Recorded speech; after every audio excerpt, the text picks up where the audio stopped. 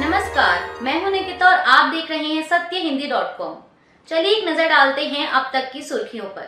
ठाणे के कलवा स्थित छत्रपति शिवाजी महाराज मेमोरियल अस्पताल में पिछले 24 घंटे में 18 मरीजों की मौत के बाद इलाके में हड़कंप मच गया है। मुख्यमंत्री एकनाथ शिंदे ने मौतों की जांच के आदेश दिए हैं। सरकार ने कहा है कि लापरवाही मिली तो सख्त कार्रवाई की जाएगी। साथ ही जांच के लिए कमेटी पहले ही गठित की जा चुकी है और सभी मामलों की विस्तृत जांच की जाएगी। वहीं एनसीपी प्रमुख शरद पवार ने ट्वीट कर इन मौतों के लिए प्रशासन को जिम्मेदार ठहराया है। एक पुलिस अधिकारी ने कहा कि अस्पताल प्रबंधन ने मरीजों की गंभीर स्वास्थ्य स्थिति के साथ साथ उम्र को भी इसका कारण बताया है। वहीं राज्य के स्वास्थ्य मंत्री तानाजी सावंत ने कहा कि अस्पताल के डीन को इस मामले में 2 दिन में रिपोर्ट देने को कहा गया है। सावंत ने कहा कि डीन की रिपोर्ट के अनुसार कार्रवाई की जाएगी। यह अस्पताल राज्य चिकित्सा शिक्षा एवं अनुसंधान विभाग के अंतर्गत आता है और इसके मंत्री हसन मुशर्रफ अस्पताल पहुंच गए हैं और वह मामले को देख रहे हैं। वहीं ठाणे नगर निकाय के एक अधिकारी ने कहा कि मौत के कारणों का विश्लेषण किया जा रहा है और निकाय के कई अधिकारी रिकॉर्ड आदि का निरीक्षण कर रहे हैं। हरियाणा में पलवल के पौंडरी में आज रविवार 13 अगस्त को हुई हिंदू महापंचायत में 51 लोगों की कमेटी ने मिलकर कई अहम फैसले लिए हैं। कमेटी के मेंबर रतन सिंह ने कहा कि एनआईए से नू हिंसा की जांच कराई जाए। दंगों में जो लोग मारे गए हैं उनके परिवार को 1 करोड़ का मुआवजा और एक सदस्य को सरकारी नौकरी मिले। इसके अलावा घायलों के परिवार को 50 लाख रुपए का मुआवजा मिले। उन्होंने कहा कि दंगों में जिसकी दुकान और दूसरा नुकसान हुआ है उसका आकलन वो शख्स खुद करे और सरकार उसे मुआवजा दे। जो भी रोहिंग्या और बांग्लादेशी रह रहे हैं उन्हें बाहर निकाला जाए। नूह और पलवल का जो भी शख्स सेल्फ डिफेंस के लिए आर्म लाइसेंस मांगे उसे मिलना चाहिए। साथ ही आर्म्ड फोर्सेस का एक हेडक्वार्टर मेवात में हो जिससे सुरक्षा सुनिश्चित हो। जिन्होंने दंगा किया है उनकी पहचान हो, उनसे नुकसान की भरपाई हो। सरकार से मांग है कि तमाम मुकदमे गुरुग्राम या कहीं और ट्रांसफर हों जिससे दोषियों को जल्द सजा मिल सके। उन्होंने यह भी मांग की है कि नूह जिले को खत्म कर दिया जाए, इस इलाके को गौ हत्या मुक्त बनाएं और घोषित करें। पंचायत ने निर्णय लिया है कि सभी लोग घर में गायें पालें। निर्दोष लोगों को रिहा किया जाए और 28 अगस्त को जलाभिषेक यात्रा पूरी की जाएगी। हरियाणा में पलवल के पौंडरी गांव में आज रविवार 13 अगस्त को हुई हिंदू महापंचायत में भड़काऊ बयानबाजी पर रोक होने के बावजूद एक ऐसा ही मामला सामने आया है। दरअसल पलवल प्रशासन ने कुछ शर्तों के साथ ही इस महापंचायत के आयोजन की परमिशन दी थी। इन शर्तों में कहा गया था कि कोई हेट स्पीच नहीं देगा। अगर हेट स्पीच दी तो तुरंत केस दर्ज करेंगे और कोई हथियार या लाठी डंडा या फिर ज्वलनशील पदार्थ लेकर नहीं आएगा। इसके अलावा इस महापंचायत में 500 लोगों के शामिल होने की परमिशन दी गई थी। वहीं अब खबर है कि हरियाणा गौरक्षक दल के नेता आचार्य आज़ाद शास्त्री ने इस दौरान फिर से हिंसा भड़काने वाला बयान दिया और साथ ही उन्होंने मेवात में 100 हथियारों के लाइसेंस दिए जाने की भी मांग रखी। महापंचायत में हरियाणा गौरक्षक दल के आचार्य आज़ाद शास्त्री ने इसे करो या मरो की स्थिति बताते हुए युवाओं से हथियार उठाने के लिए कहा। शास्त्री ने कहा कि हमें तुरंत मेवात में 100 हथियारों का लाइसेंस लेना सुनिश्चित करना चाहिए, बंदूकों का नहीं बल्कि राइफलों का, क्योंकि राइफलें लंबी दूरी तक फायरिंग कर सकती हैं। यह करो या मरो की स्थिति है। इस देश का विभाजन हिंदू और मुसलमानों के आधार पर हुआ था। यह गांधी के कारण ही था कि ये मुसलमान मेवात में रुके रहे। इसके साथ ही आचार्य आज़ाद शास्त्री ने युवाओं से एफआईआर से ना डरने के लिए भी कहा। उन्होंने कहा कि हमें एफआईआर से डरना नहीं चाहिए।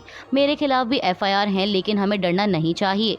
गौरतलब है कि 31 जुलाई को विश्व हिंदू परिषद की ब्रजमंडल यात्रा पर भीड़ द्वारा हमला किए जाने के बाद नूह में हिंसक झड़पें हुई जिसमें 2 होमगार्ड, 1 इमाम समेत 6 लोगों की मौत हो गई थी। वहीं अब इस महापंचायत को मेवात के नूह में हिंसा की वजह से रोकी गई ब्रजमंडल यात्रा को दोबारा शुरू करने की तैयारियों पर चर्चा करने के लिए अनुमति दी गई थी। एनसीपी प्रमुख शरद पवार और बागी गुट का नेतृत्व कर रहे पार्टी नेता अजीत पवार की कल शनिवार को पुणे में कारोबारी के आवास पर हुई मुलाकात को लेकर एक बार फिर महाराष्ट्र की सियासत में हलचल तेज हो गई है। इस बीच राज्य इकाई के अध्यक्ष चंद पाटिल ने रविवार को कहा कि उन्हें इस बात की जानकारी नहीं है कि पार्टी संस्थापक और उनके भतीजे के बीच क्या बातचीत हुई। पाटिल ने यह भी कहा कि यह कोई गोपनीय बैठक नहीं थी। उन्होंने कहा कि मैं पवार साहब के साथ एक परिचित के यहाँ गया और जल्दी निकल गया। बाद में क्या हुआ मुझे इसकी जानकारी नहीं है। पाटिल ने कहा कि उनके भाई को ईडी से एक नोटिस मिला था जिसमें कुछ कंपनी के बारे में जानकारी मांगी गई थी। एनसीपी नेता ने कहा कि 4 दिन पहले उनके भाई ईडी कार्यालय गए और उन्होंने वह सारी जानकारी उपलब्ध करा दी जो उनके पास थी। ईडी के नोटिस को कल की बैठक से जोड़ना गलत है। इसके साथ ही पाटिल के अजीत पवार खेमे में शामिल होने संबंधी अटकलों को लेकर एनसीपी नेता ने कहा कि उन्होंने अपना रुख पहले ही स्पष्ट कर दिया है। यह पूछे जाने पर कि क्या वह शरद पवार के साथ हैं, पाटिल ने कहा हाँ, अपने मन में कोई संदेह ना रखें। उन्होंने दावा किया कि एनसीपी में कोई विभाजन नहीं है और दोनों गुटों का कहना है कि शरद पवार उनके नेता हैं और हर कोई उनकी तस्वीर लगाता है और वे कहते हैं कि वे उनके लिए काम करते हैं, इसलिए कोई विभाजन नहीं है। वहीं राज्य के उप मुख्यमंत्री देवेंद्र फडणवीस ने कहा कि उन्हें इस प्रकार की बैठक की कोई जानकारी नहीं है। उन्होंने संवाददाताओं से कहा कि मैं आपको इस बारे में कोई जानकारी नहीं दे सकता। एनसीपी नेता शरद पवार और अजीत पवार की मुलाकात को लेकर शिवसेना उद्धव बालासाहेब ठाकरे गुट के नेता संजय राउत ने बड़ा बयान देते हुए रविवार 13 अगस्त को कहा कि जब पाकिस्तान के पूर्व प्रधानमंत्री नवाज शरीफ और पीएम नरेंद्र मोदी मिल सकते हैं तो ये दोनों क्यों नहीं मिल सकते। इतना ही नहीं, संजय राउत ने ये तक कह दिया कि शायद शरद पवार ने अजीत पवार को विपक्षी गठबंधन इंडिया में शामिल होने का न्योता दिया होगा। संजय राउत से सवाल पूछे जाने पर कि शरद पवार और अजीत पवार की बैठक हुई ऐसी खबरें हैं, हालांकि दोनों नेताओं की ओर से इस मुलाकात पर कोई बयान सामने नहीं आया। इसके जवाब में संजय राउत ने मजाकिया अंदाज में कहा कि जब नवाज शरीफ और पीएम नरेंद्र मोदी मिल सकते हैं तो शरद पवार और अजीत पवार क्यों नहीं मिल सकते। उन्होंने कहा कि शायद शरद पवार ने अजीत पवार को न्योता दिया होगा कि आप इंडिया गठबंधन में शामिल क्यों नहीं होते। मुलाकात पर शायद 1-2 दिन में पवार साहब अपनी बात रखेंगे।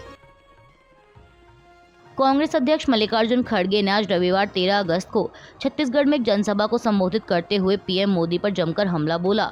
उन्होंने कहा कि पीएम मोदी ने मणिपुर पर जवाब नहीं दिया, इसके बजाय उन्होंने नेहरू जी और कांग्रेस नेताओं का मजाक उड़ाया। खड़गे ने कहा कि पीएम मोदी कहते रहते हैं कि इन्होंने सब कुछ किया है, क्या मोदी के सत्ता में आने के बाद छत्तीसगढ़ में बिजली, स्कूल आदि आए? मोदी और शाह हमारे द्वारा स्थापित सरकारी स्कूलों में पढ़े हैं या क्या उन्होंने लंदन या ऑक्सफोर्ड में पढ़ाई की? वे हमसे पूछते हैं कि कांग्रेस पार्टी ने पिछले 70 वर्षों में क्या किया। हमने 70 सालों में आपको पढ़ाया है। आप खुद की तुलना नेहरू से करते हैं। कहाँ आप, कहाँ नेहरू जी? आप तो सीधे ऊपर से टपके हैं। पीएम इतना नाटक करते हैं कि वे नाटक कंपनी में भर्ती होने की बजाय पार्लियामेंट में आ गए। आपने जो काम किया है उसका हिसाब दीजिए। हमने एम्स बनाया, मेडिकल कॉलेज बनाया, कारखाने बनाए, लोगों को नौकरियां दी। आप उन सभी लोगों की नौकरियां छीन रहे हैं। मल्लिकार्जुन खड़गे ने आरोप लगाया कि आप सभी चीज़ों का निजीकरण कर रहे हैं और अडानी और अंबानी को दे रहे हैं। छत्तीसगढ़ को राइस बाउल कहा जाता है। हमने पाकिस्तान के 2 टुकड़े कर दिए, आपने क्या किया? पीएम से सवाल करते हुए खड़गे ने पूछा कि 2 करोड़ नौकरियां हर साल देने का वादा किया था, क्या 9 सालों में 18 करोड़ नौकरियां मिली? नेहरू और गांधी जी के योगदान को देश कभी नहीं भूलेगा।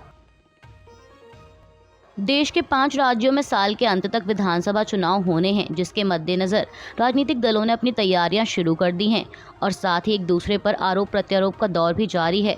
बता दें कि जिन राज्यों में विधानसभा चुनाव होने हैं उनमें मध्य प्रदेश भी शामिल है। वहीं इस बीच खबर है कि मध्य प्रदेश की शिवराज सरकार पर 50% कमीशन का आरोप लगाने पर कांग्रेस महासचिव प्रियंका गांधी और पार्टी के अन्य नेताओं के खिलाफ एफआईआर दर्ज की गई, जिसे लेकर तमाम नेताओं ने बीजेपी को घेरना शुरू कर दिया है। कांग्रेस महासचिव प्रियंका गांधी वाड्रा, पूर्व मुख्यमंत्री कमलनाथ और अन्य के खिलाफ दर्ज एफआईआर पर आरजेडी सांसद मनोज झा ने कहा कि मुकदमा क्यों किया गया, जेल में डाल दीजिए। इसका मतलब तो यही है कि आप कुछ भी कह सकते हैं। कल प्रधानमंत्री कहते हैं कि दरभंगा में एम्स खुल गया। दूसरी बात यह है कि अगर उनसे सवाल पूछ लिए जाएं तो एफआईआर हो जाती है। अगर व्यक्ति किसी सदन का सदस्य है तो उसकी सदस्यता चली जाती है। लोकतंत्र की आड़ में यह खतरनाक खेल हो रहा है। पहले ईडी, सीबीआई से लेकर अब इस तरह के मुकदमों से प्रताड़ित करने की कोशिश हो रही है।